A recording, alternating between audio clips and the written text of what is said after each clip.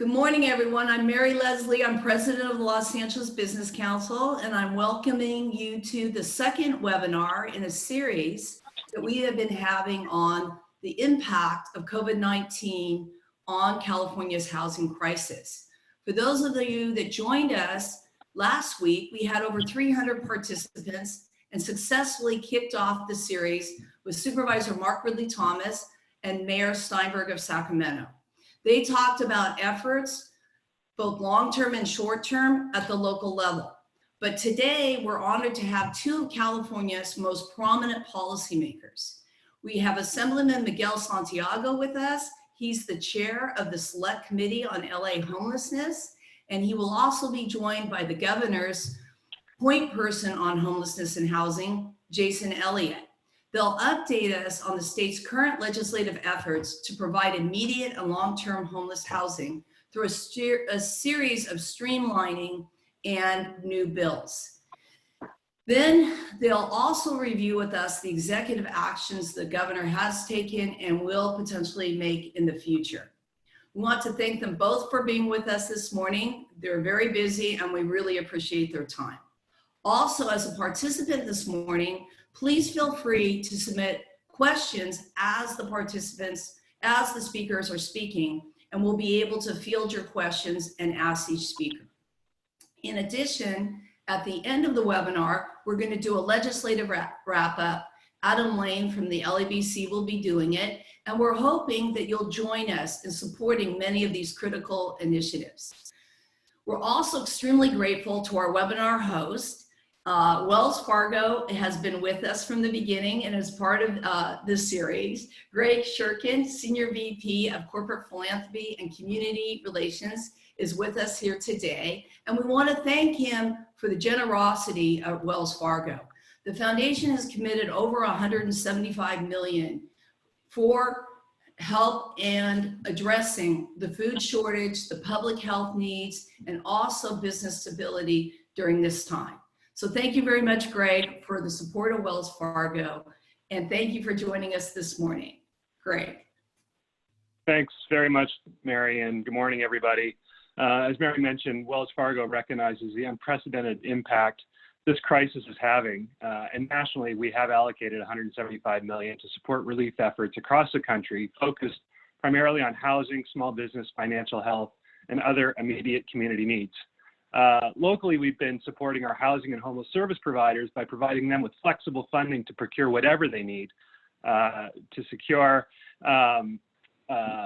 shelters, hotel rooms, and get our most vulnerable neighbors off the street and into a much more safer and more managed environment. And we also want to be supporting our outreach teams and the case managers who work with these organizations and keep them as safe as possible. So we're also trying to provide whatever equipment and materials that they need as well in order to do their jobs. We have been very appreciative to have the support of our state leaders, which is why I'm honored to introduce our featured speakers, Assemblymember Miguel Santiago and Jason Elliott. Assemblymember Santiago has been a proactive leader working to provide protections to our most at-risk Californians. He authored and successfully passed AB 1197 last session, which streamlined the development of homeless shelters and housing in Los Angeles and successfully advocated for in 2019 for $1 billion in state homelessness funding.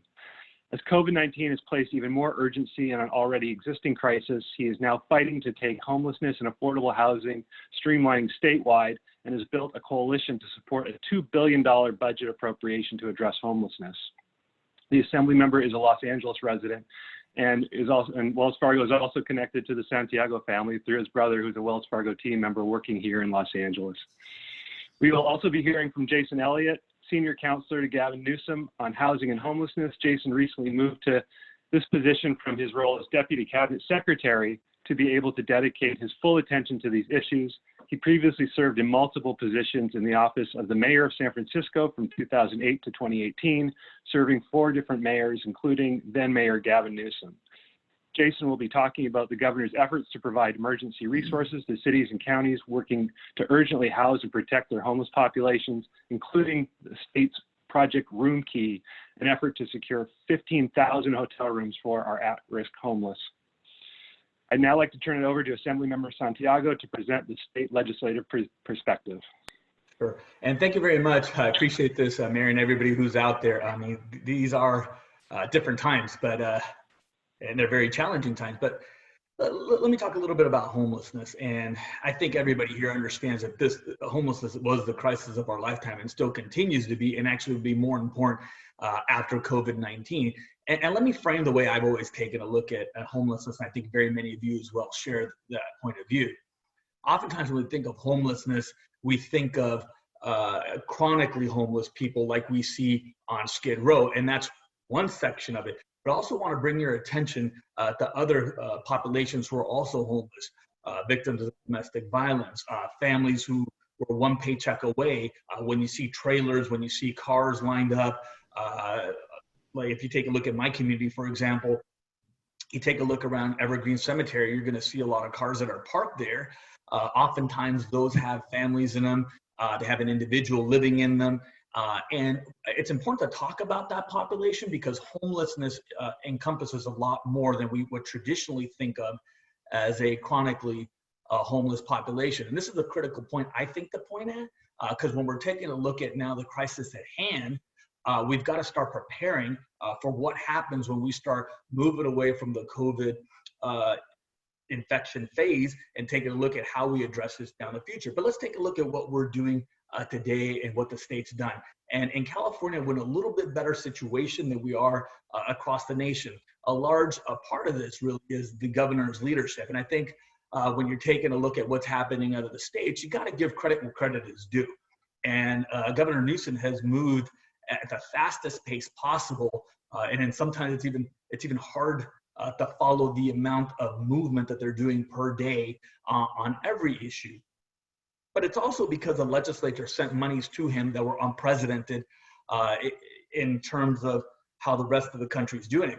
I'll recall when you take a look at March 16th, the day that the legislature decided to adjourn for recess, in an unprecedented manner, we sent the governor $1 billion so that he would move as quickly as possible. A lot of confidence was given to the governor, both by Republicans and by Democrats, acknowledging what we were seeing across the world and what we're seeing happen at the other side of the country, like in New York and in other areas, where we felt that if we gave him a framework, there was 2 budget bills we sent to his desk immediately within about 7 hours of negotiations. And this is unprecedented. This takes, this could take an entire legislative session. And in fact, if you recall, we were huddled in rooms, both Republicans, Democrats in their own respective houses and their own respective caucuses, and came up with 2 bills. $1 billion to address the immediate crisis and $100 million to address it as it relates to schools. And those were given to the governor. And when he moved very quickly early on, those were the dollars he was able to use. It gave us the ability to go back to our districts and attack the issue at hand. And specifically to homeless, a couple of days later, he spent and moved $150 million. What that meant, and some of you guys are starting to see this in your neighborhoods, the city of Los Angeles got about 19 million of it. The county got about 11. And the continuum of care's got about 11, totaling $41 million. This is where you saw the 1,300 somewhat trailers. This is where you saw the rapid housing. And in fact, some of you I've talked to have seen these trailers pop up. We don't choose the location, but we were able to move the dollars very quickly to local municipalities because we indeed took immediate action knowing this was coming. And that's really part of what you saw, $41 million to the region. I also want to remind you, we've always done HAP dollars as well that are now being released April 1st. And that is about $650 million that got released statewide. There's a number of other dollars that will be released, like No Place Like Home. And I want to point those out because we have a unique opportunity with all the dollars that are being released to really move at this in the most aggressive manner possible. Now, as it relates to policies moving forward, I want to point out a number of things. We're going to continue to work on CEQA exemptions as it relates to emergency shelters, affordable housing, and permanent supportive housing. And let me step back for a second. The governor also did something very unique that is telling to the possibilities of what we can do in the future. He, in releasing the early amount of dollars, also said that we could put up emergency shelters doing CEQA exemptions, which was a narrow portion of our bill.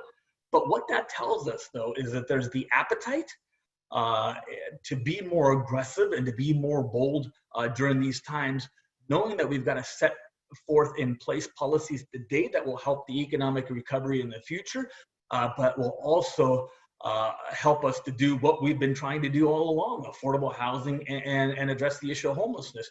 So let me step back a couple more things, and thank you for giving me a couple of extra seconds here, Mary, because this is really important to me and the others on this line.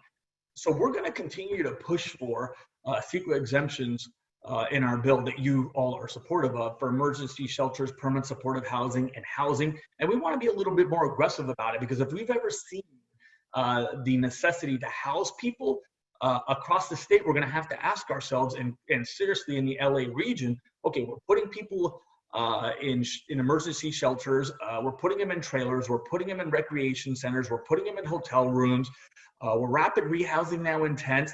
I mean, where the heck are we going to put them when this is over? I mean, we're going to leave them there for the next 20 years? That's impossible. I'm being facetious and I'm throwing a little light spirit out there, but more than anything else, we've got to think about getting really serious about getting rapid housing up at the fastest rate possible and breaking down any bureaucratic barrier that we see before us. So we're going to be aggressive about that and even be a little bit bolder now that we think there's a greater need.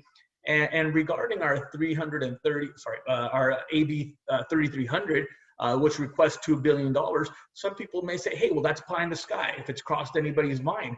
But you tell me now that this isn't more important than ever, because I started off by talking about a chronically homeless population that we usually envision when we talk about the issue of homelessness.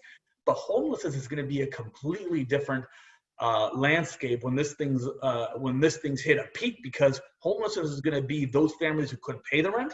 Homelessness is going to be a lot more RVs, tents, and people living in their cars. Homelessness is going to be completely redefined if we don't build affordable housing and if we don't address it at a much quicker pace, as we're starting to see across the city of Los Angeles.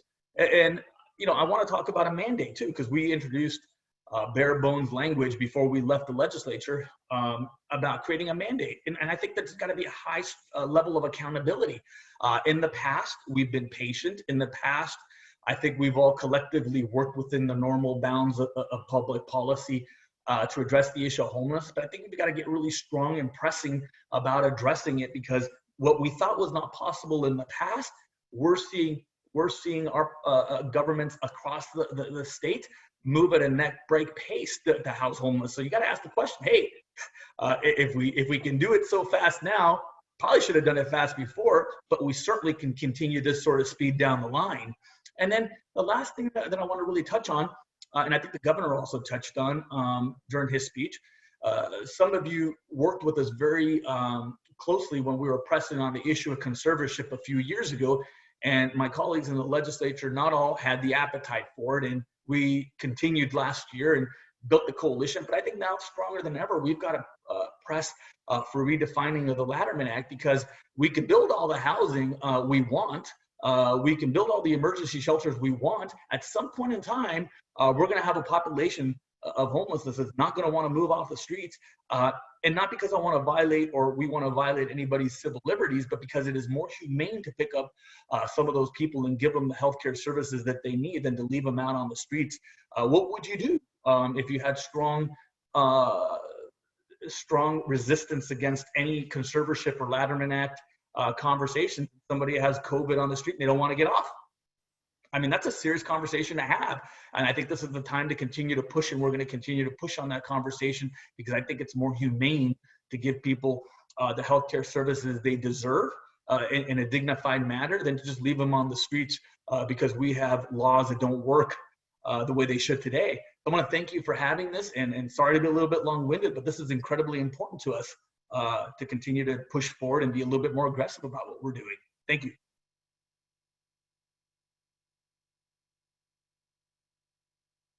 Fresh air the last couple of years, and we want to thank you for that. And we're 100%, as you know, because we're helping sponsor and support your bill for the CEQA exemption. And we truly believe that you can't really go far enough with that for both emergency housing and for affordable housing.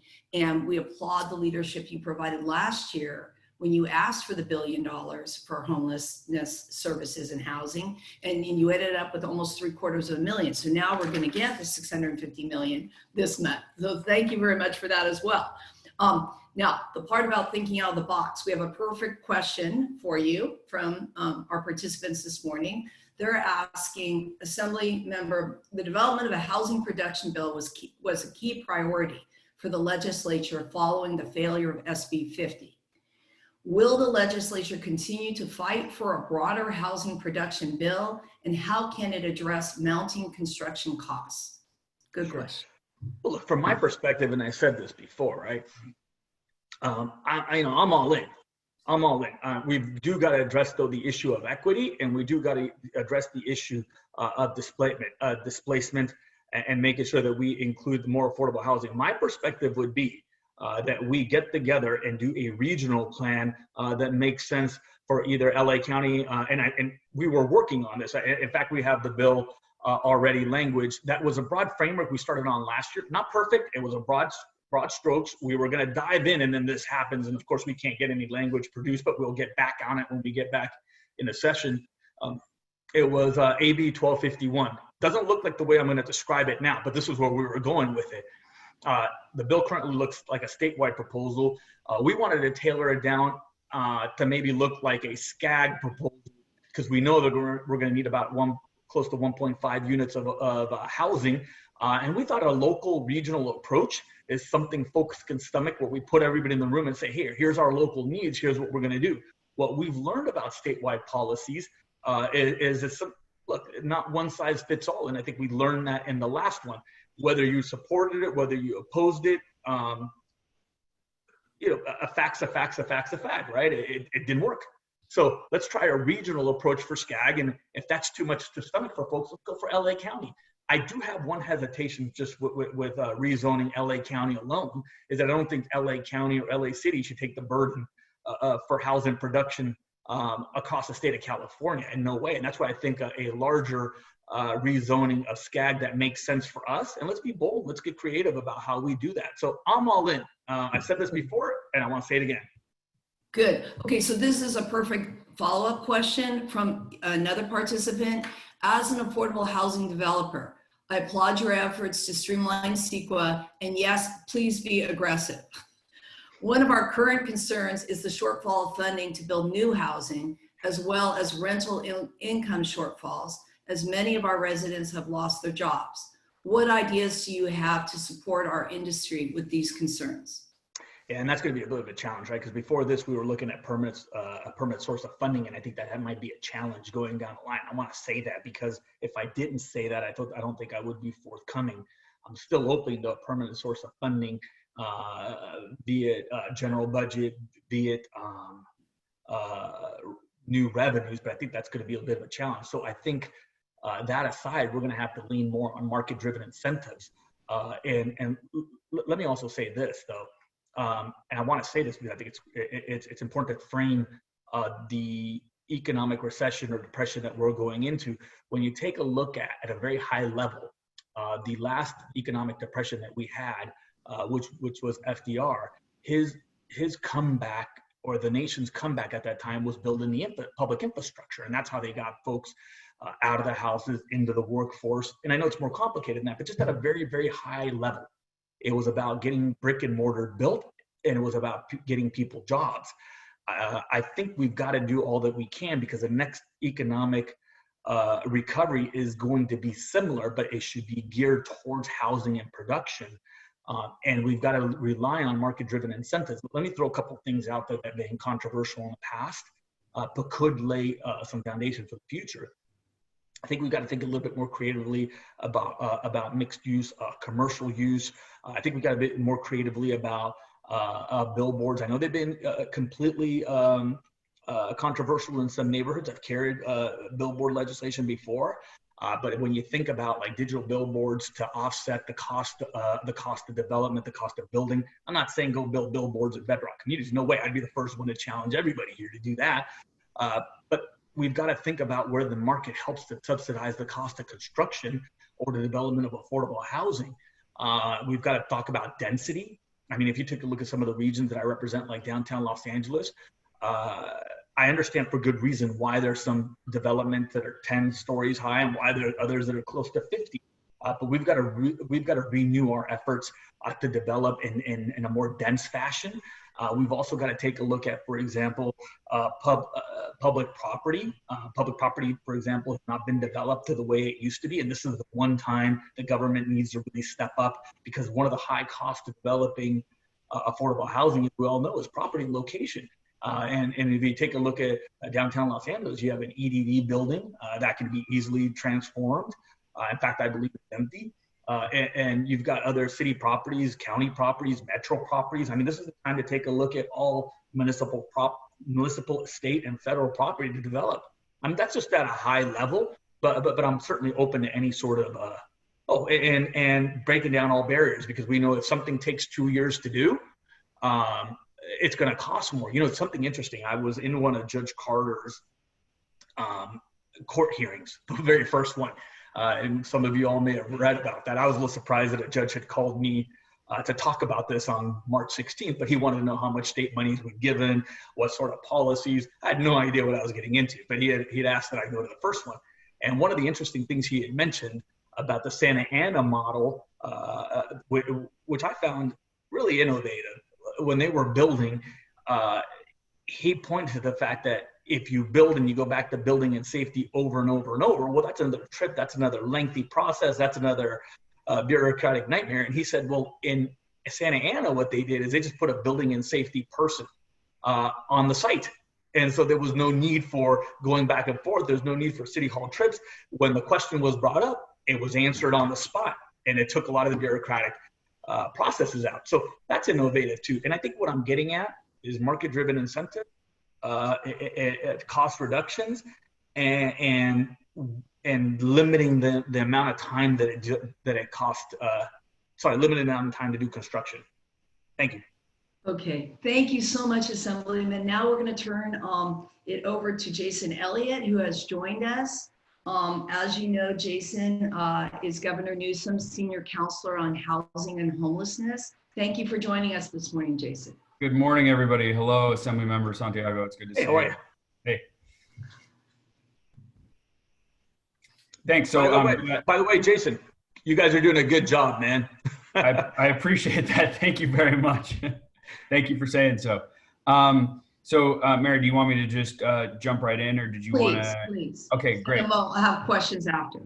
Sure. So thanks for the time today. I see 168 participants, at least is what it shows on my screen. So that's great interest, and I'm glad folks have wanted to participate in this conversation. You know, I think Mr. Santiago knows this well. Oftentimes, the homeless are not thought of, are left out or left behind out of the conversation, and that can be dispiriting for us in good days. And when it comes to COVID, I think it's even more challenging that we think about our brothers and sisters that have no opportunity to socially isolate, no opportunity to self-quarantine, no opportunity to protect themselves because they don't have a home. So the spirit that and the enthusiasm and energy that this whole state has brought to trying to address homelessness in this crisis moment has been uplifting in sort of a weird way, but we do find a silver lining here. So I'll just jump right in and talk a little bit about Project Room Key and some of the other things that we're working on, and then happy to answer any questions. I'll probably try to reserve most of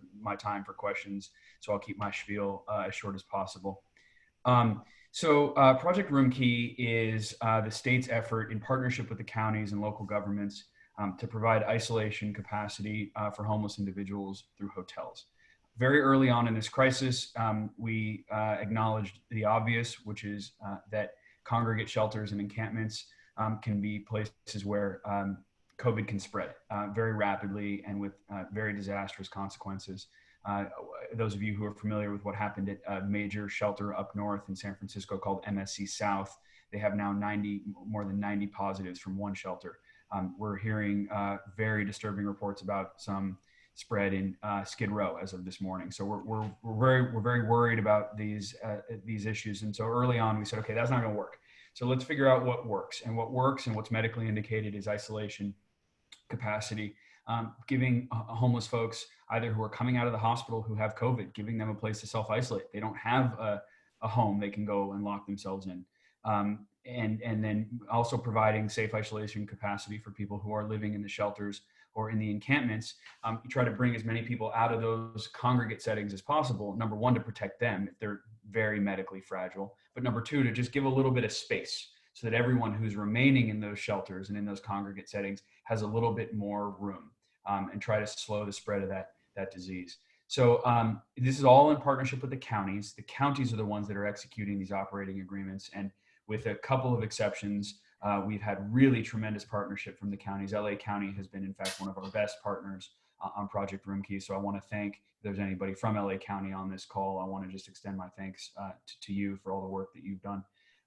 We have some cities that are pushing back. We have some cities that don't think that they have a part to play in addressing COVID and addressing homelessness. That's distressing. We're not going to let that stand. To the extent that we can work on those things, we're going to be working in partnership with the counties on those questions. But I think what's been really, really encouraging, let me not bog down in the discouraging, what's been really encouraging is that we're in the high 9,000s now in terms of hotel rooms that are under control of the counties. And we're running at around a 40% occupancy rate for those rooms, meaning once a county brings a room online, they're about 40% filled. We'd like to see that number get up a bit. We don't necessarily want to be at 100%, and I know this is counterintuitive potentially, but the hotel rooms in Project Roomkey are meant to be surge capacity and provide a decompression strategy out of the hospital. So if, for example, we were to see, God forbid, a really bad outbreak occur in Skid Row and you were to have potentially hundreds of people need to go to the hospital, you want a place to decompress that hospital so that those folks are not, because the only other option is either in the hospital or back on the street. Those are bad options if that person doesn't need hospitalization. If a homeless person needs hospitalization, they get hospitalization. If they don't need hospitalization, that's what the Project Roomkey rooms are there for. So you do want to leave a little bit of surge and slack capacity there, so that you have an ability to decompress the hospitals if we really do end up coming to a peak, as we still anticipate we will. So that's part of what Project Roomkey is all about. Every Roomkey hotel includes 3 meals a day. It includes custodial, janitorial, laundry service for the sheets. It includes security. It includes some behavioral health services if necessary, some telehealth for the physical health. And we're really trying to be as compassionate as possible, but really get people out of these unhealthy situations and into better situations as quickly as we can. So that's Project Roomkey in a nutshell. Mary, if there's anything else you want me to address, otherwise I'll stop talking and I'm happy to take a couple questions. Well, I think now I'd like to bring you into the conversation that ensued a little earlier. Thank you so much, Jason, for sharing that, because what you've done has been, of course, historic. And I think the thoughtfulness of the leadership of this governor and your administration has been amazing. And thank goodness you started the efforts before we had COVID so that it complemented the work you had already done and basically expedited it. But I think there's a sensitivity in general, and the Assemblyman spoke to it and has continued to speak to the opportunities inherent in doing as much as we can during this emergency to set the tone for the future, right? How are we going to think out of the box? But I also think a lot of people on this webinar right now have similar questions. And the question keeps coming back to the state is in partnership with the localities. How do we develop a comprehensive long-term strategy and communicate it well to people beyond COVID, now that we're moving 150,000 or some percent of them indoors? You know, how will people come to understand what is temporary and necessary, absolutely the way you just described, Jason, and then what will happen? Because much of this is happening, I personally think appropriately, in community spaces. So people need to understand what the broader plan is. And yeah, so that's really the question. How do you see I know it's hard when you're in the middle of a crisis to explain how you're going to bridge out of it, but I think it's part of the explanation for people about why you're doing what you're doing now. Okay. Sure. Sorry, that was one question. Okay. No, it's a great question. Thanks. And, I think in answering that question, I'll point back to what the governor said during his State of the State address on February 19th. Before COVID was the only thing we could think of.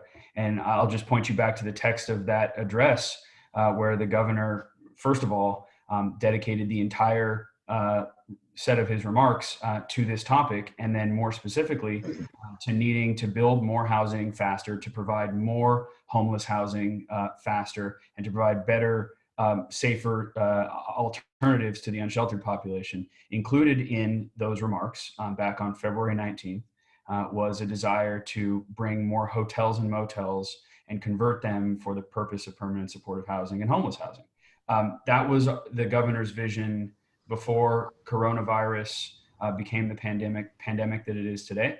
And I would certainly say it remains the vision now, and perhaps with even a more acute need for that. And, I think bringing homeless COVID positive and very high medically at risk homeless individuals into hotels is the right thing to do, no matter what the longer term vision would be. But I think we do need to take this moment, appreciate the counties for how many thousands of rooms they've brought into the control of this program, and start to work with those county partners and those COC partners and the nonprofit developer community and advocates and everyone who shares the same vision, which is let's bring online as much supportive housing as possible. I point to Mr. Santiago's bill that we were happy to sign last year around streamlining of CEQA for particular homeless facilities. I'm certain Mr. Santiago heard when the governor made mention of something similar in the State of the State this year. So this is an evolving conversation. Coronavirus certainly provides us with more acuity and focus. I would say many of the people on this call, we've been this focused on this issue for a long time. And I think now the some people in the state who maybe, as I said, didn't see homelessness as the crisis that some of us felt it was, are coming around to understand just how vulnerable this population is and how our humanity demands that we address it with compassion and urgency. So that's a really long way of saying we share the goal. I can't say that we have the full strategy all worked out right now, but we share the goal, and we're hearing from a lot of really smart people in this space about how to transition out of the crisis. Mary, can I ask Jason a quick question? Because I've really appreciated working with your office. Jason, I wonder if just down the line, you're going to answer it today, if there's maybe a redefining of how we see the word homelessness and the homelessness population after COVID. And the only reason I say that is because traditionally, as you know, when people think about homelessness, they think about the chronically homeless population that we see on the skid rows of California. Mm-hmm. After COVID, I think what we're going to see is a homeless population that looks very different, that was pressured into the streets because of economic pressures. And I think that's just kind of a different lens to kind of take a look at it.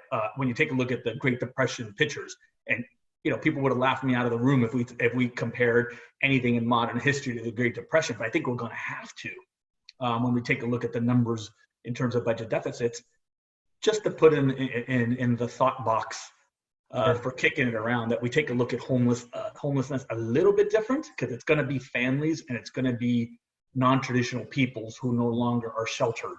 And I like the word you guys use, unsheltered. I think that's the best language to use now.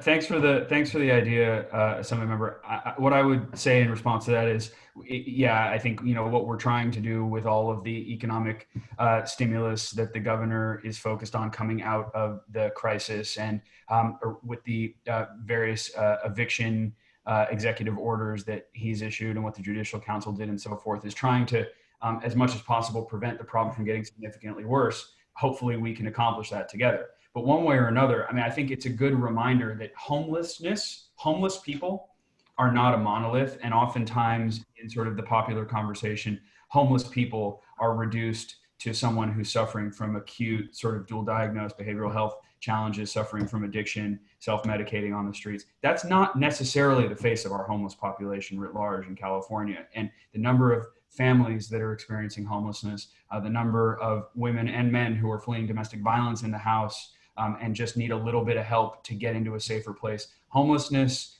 every single homeless person, for those of us who work in this space, I'm telling you something you know already, has an individual story, and that individual story has to be seen and addressed if you want to help resolve that person's homelessness. So I think what you're saying, sir, is a good reminder that homeless people aren't all chronically homeless people. We have people who are falling into homelessness anew, and we as a government and as a society need to step up and make sure we resolve that homelessness as quickly as possible and make that episode of homelessness brief. So Jason, I'd like to come back to the point you made earlier about Project Roomkey. One of the questions is how long will that funding be for? When will it terminate? And how can, as architects and engineers, a participant is asking, help move these efforts forward? And then I just like to take my own question on, is it possible to start purchasing any of these as well and make them permanent?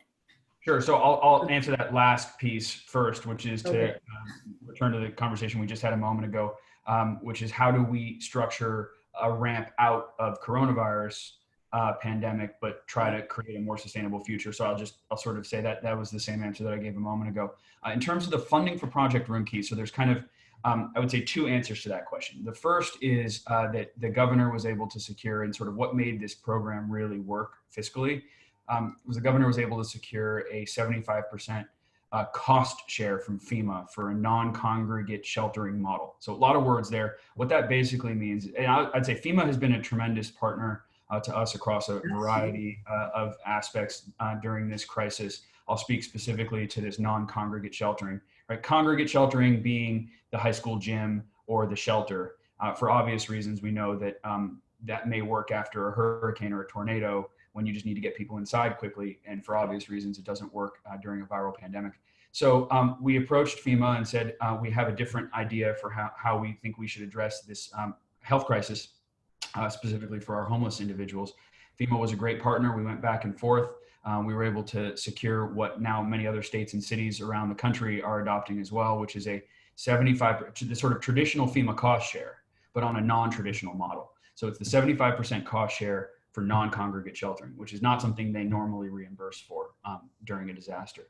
But as I said, they've been a great partner. So that means that for every dollar a county spends for the eligible populations, they're going to receive a 75% reimbursement from FEMA, assuming that all of the paperwork is followed and so forth. That leaves counties and locals with a 25% of the program that they need to figure out how to fund. And in that spirit, the governor points to $800 million that he and the legislature have appropriated and has just been made available to the local governments over the last couple of months. That's colloquially known as the HAP program, the Homeless Housing Assistance Program, and then also the $150 million from the package that the legislature approved, the $1 billion up to $1 billion package the legislature approved. So when you take 650 plus 150, that's $800 million that is presently available in total to and No Place Like Home is coming down the pipeline, Jason.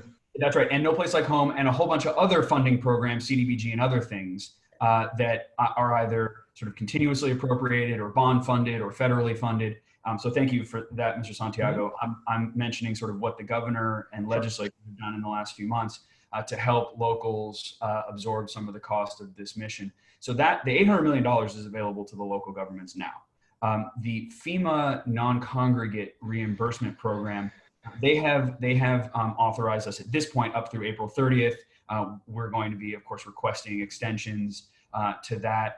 I won't predict anything there, but, we'll be requesting extensions to that. And we're hopeful there that certainly this emergency is not going to end on April 30th. So we're going to just keep pushing for that. And so it's really important, to the extent there are local government representatives or shelter operators on this call, make sure that you're following very closely the rules that the state OES and state DGS have worked with you on in terms of how you need to do your intake and how you need to fill out your daily forms. Very important that you do those properly, because FEMA is appropriately a stickler for those. So please make sure you follow those guidelines. And that's the way you're going to be able to get the FEMA reimbursement. Well, Jason, I assure you there are a lot of county and city workers on this call right now. Yeah, I think you guys have your own following, and they're just as eager to understand what you're thinking as we are. I'd like to go back to Assemblyman Santiago. I have a question in which the person has put their name on the question. So Phil Reck would like to know something. He would like to know, it would like to tell you that he appreciates your bill very much to extend the ELDP CEQA streamlining. And what do you think the prospects of actually getting this enacted this year are? Yeah, thanks, Phil. Appreciate that. I hope you and your family are doing well and you're safe. I think we've got a pretty good chance. I know there's a version of that also in the Senate. And as you know, we did that 2 years ago. CEQA streamlining bill, it was an extension of the AB 900. We've reintroduced the bill this year. I think we've got a pretty good chance. I think there's an appetite to get things done quicker and faster. Even then, we're required by the courts at that point in time to do 275 days, if I'm not mistaken, for the process. I think that's too long, but it's what we're required to do. But I think we've got a good chance. What do you think, Jason? No, not taking that bait. I did like that you were both here for that question, particularly since we're teamed with you, Assemblyman, on this particular issue. We want to make sure we do everything. We'll make sure Phil helps do everything we can to make sure that passes.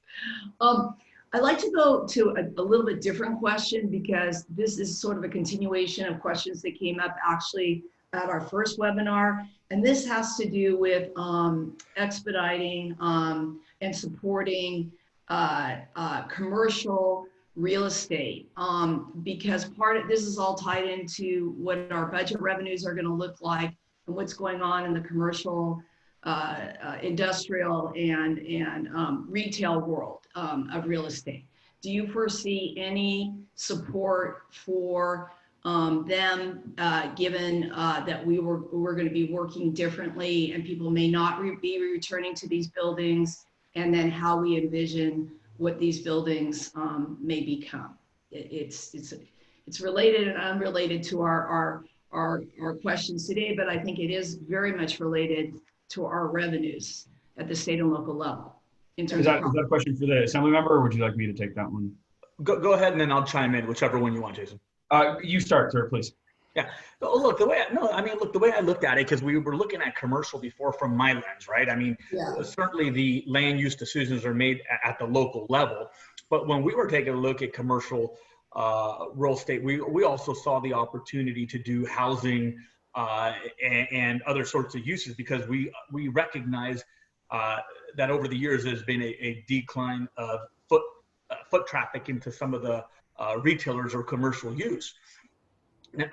Look, there may be a pattern and we don't know this yet, of consumers who now naturally don't go to a retail store because now they've been conditioned to buy a little bit differently by the current COVID experience. But I think more than now than ever, when you take a look at commercial or retail uses of land, there's gonna need to be a reinvention of that, not just because we're losing precious sales tax dollars, because it's the other place we haven't really taken a look at, right? When something is bought in a local municipality, like let's say LA County, there's a certain taxes that are collected, and certain local taxes that are then used, and we're going to have to figure out how to backfill that in a creative way.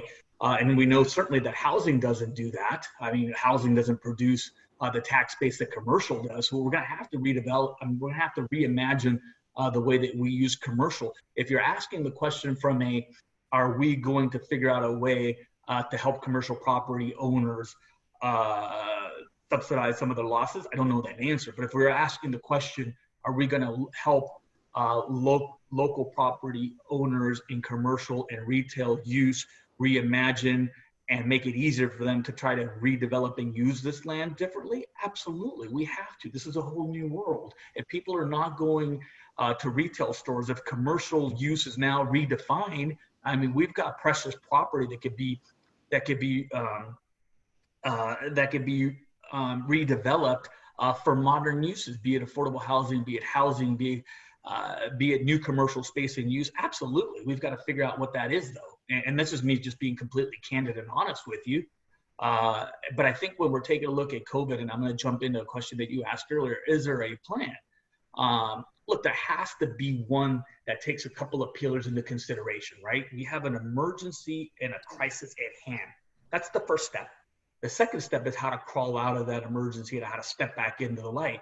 And then there's the long term. And within that second phase of it that you take a look at of how to redefine our economy, rebuild, and get out of an economic crisis, that's where all the new ideas have to come into place, right? That's where all the new pipelines into creating whatever new economy and whatever that new economy looks like. And then I think it's within that space that conversation has to happen.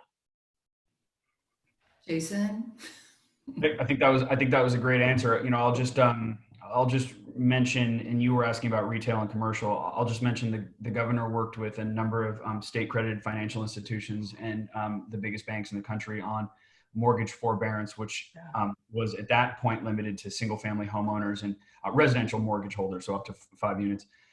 We want to continue to pursue the conversation around larger residential mortgages on residential buildings that are not residential mortgages, as well as, you know, nonprofits and small businesses and faith-based institutions and all kinds of other people who are holding secured debt. So, you know, I think we haven't gotten there yet. It's certainly something that we want to pursue, because that's really, you know, where the rubber meets the road here, right? Is that, and the governor has some announcements that he'll be making around the economy today. So I won't scoop my boss, but you know, I think it's important that we focus on stabilizing what exists, not because we have to protect the past, but because those businesses employ people, and those people need those paychecks. And what the governor announced, I lose track of time, a couple of days ago, I think, to support undocumented workers in California who can't avail themselves of the traditional sort of federally funded programs. And I know that's controversial in some corners, but,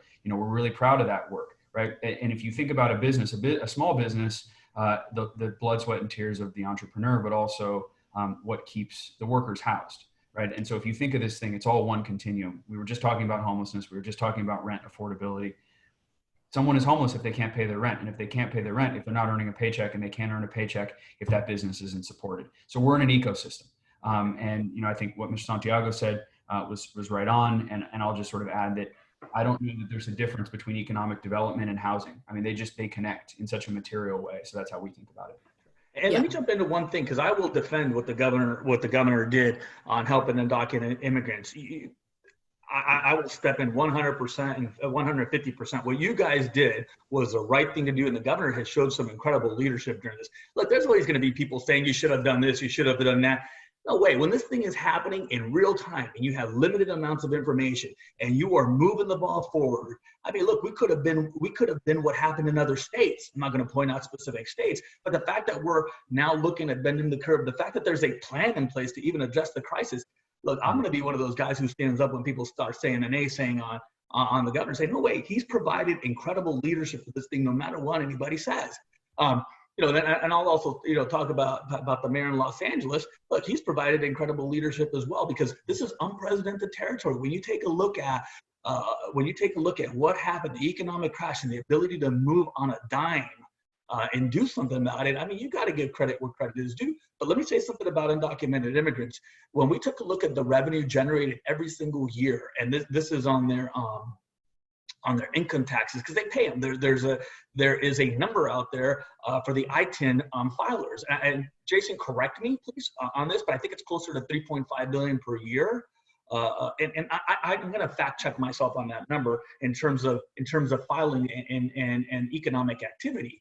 So when the governor lays out a what is it, a 75 million plus a certain amount of it ends up at about 125 million.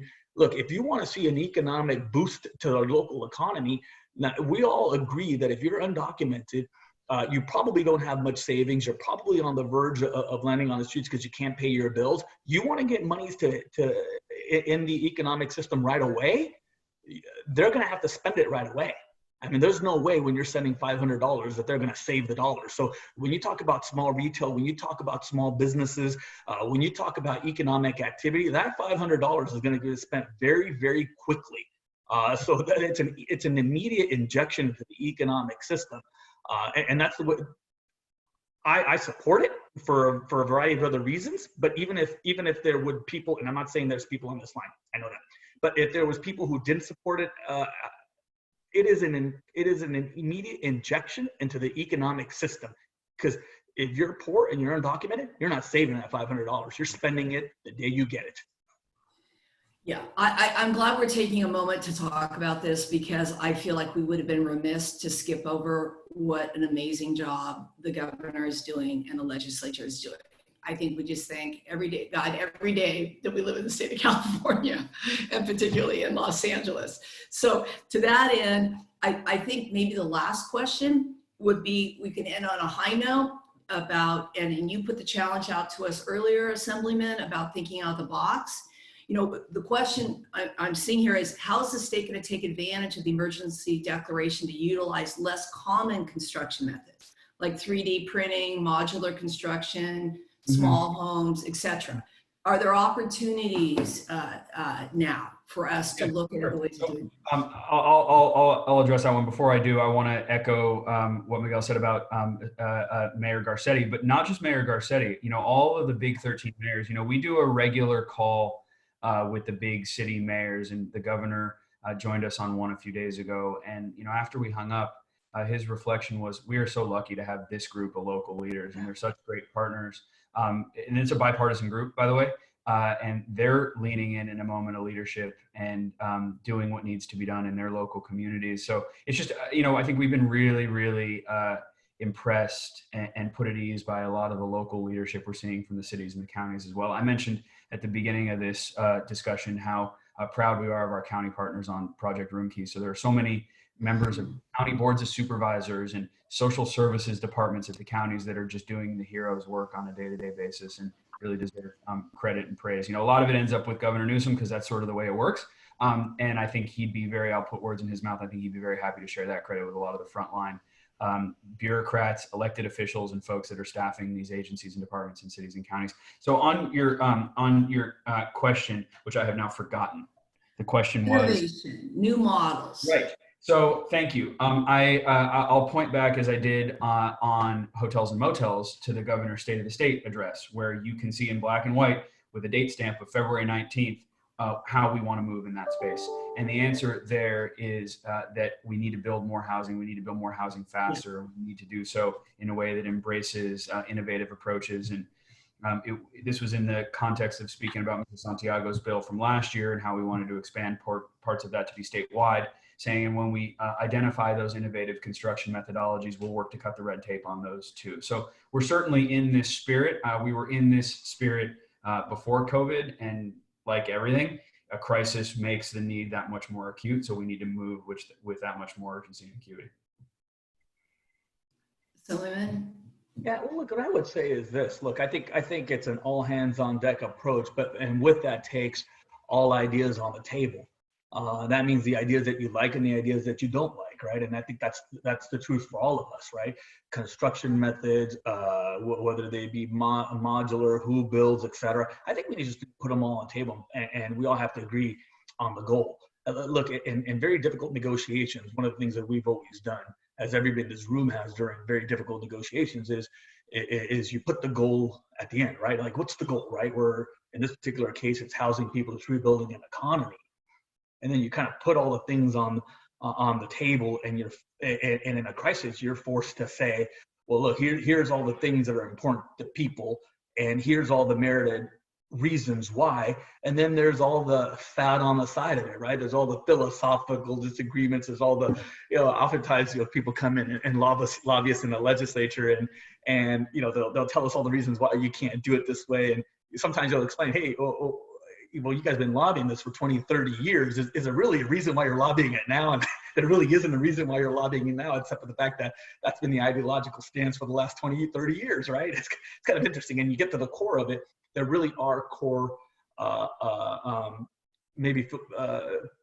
core reasons why they don't. Let's address the core reasons and move forward. But look, but back to my original point, because I know sometimes I get a little too deep in the weeds on this stuff, right? But I think you need to throw it all on the table. You need to just throw it all on the table and move.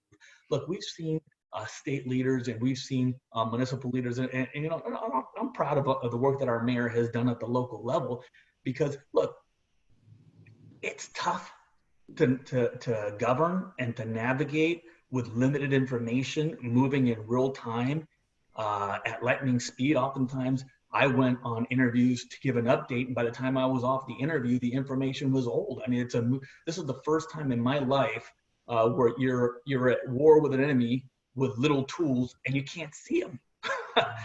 I mean, it's the most unique experience I think we'll be taking a look at for generations, and to be able to move at a lightning speed.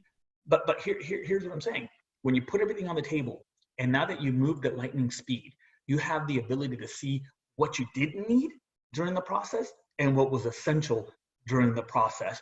And the lines of communication between the state, between the county and the city have been well defined as to what is essential and what is not essential. And what I mean by that is if you had 15 or 20 or 50 processes you used to need to go through to get monies from the state to the local to a trailer to somebody in a shelter, we've now defined those steps to 4 or 5 steps. So the other steps we clearly didn't need. Let's get rid of them, bury them. Let's find other purposes for those people and for those processes. And that's what I mean by that. So you put everything on the table, you take a look at the lightning speed that people have moved at, what processes worked, what processes haven't, and redefine the way we climb ourselves out of this. But it's going to take all of us, you know, holding hands and climbing out of this thing. And I know it's not maybe the answer you were looking for, but I think it's a framework from which to approach it. No, I think these are good answers. And I particularly like what you just said about the fact that you were able to streamline from 15 to 4. The key is, can we— I just made up a number though, so I'm clear, okay? No, I get it, but the idea is right. Okay, so if we did this in an emergency, please continue this in a non-emergency, okay? Because we still need to build all that affordable housing. So it would be good for this to be just a new standard of doing business, right? Hey, Mary, I unfortunately have to jump. I got to go lead an 11 o'clock call, so I got to. Well, perfect, and thank you for your time, and know that we'll have Supervisor Solis with us on May 7th, and we'll have Deputy Mayor Christina Miller, and we will two more great champions and their solutions oriented. who said very nice Absolutely. things about them the entire time. So thank you for your time, Assemblyman. We are 100% behind you and your legislation, and I'm going to turn it over to Adam Lane to sort of talk about what the next steps are and the legislation pending. Jason, Bye, Jason. thank you. Bless you. Be safe and well. Thank you, Mary, and thank you, Assemblymember. You're a calming voice in an otherwise tumultuous time, so we appreciate all your hard work and leadership. Thank you all for joining us. As policies and proposals are being introduced or amended every week, we're working pretty hard to keep our members up to date and our broader audience on legislation that's impacting LA area businesses and our membership specifically, and in the areas of housing, homelessness, sustainability, and economic development.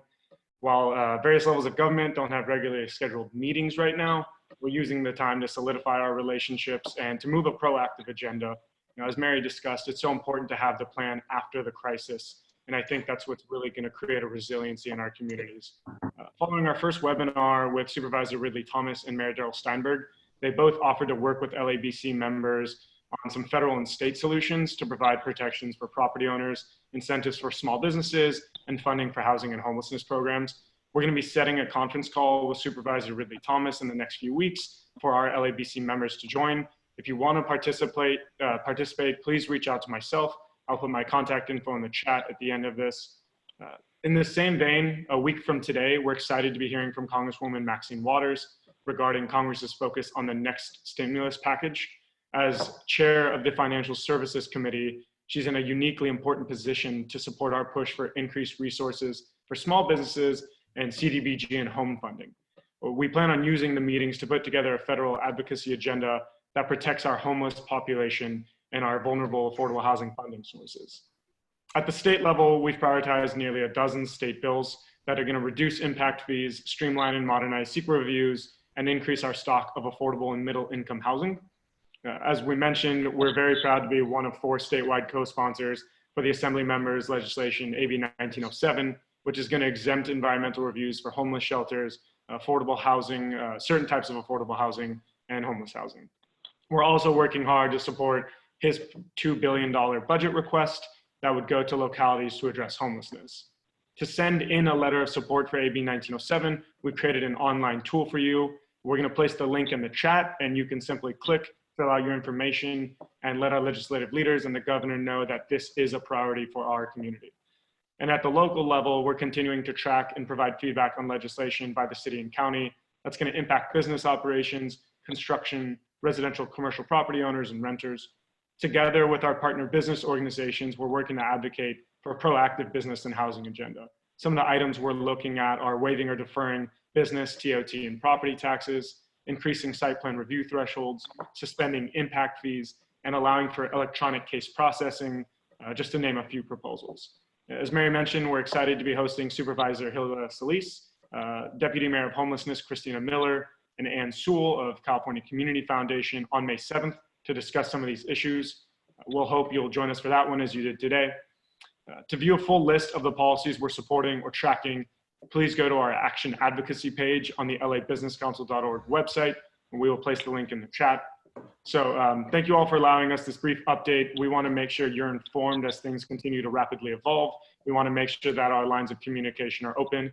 So I'll put my email in the chat for anyone who has questions regarding our positions or wants to talk about any of our advocacy work. So that's all from me, and I thank you all. Thank you, Adam. And thank you, Assemblyman, for being with us today. Thank you. Look forward to continue working with you.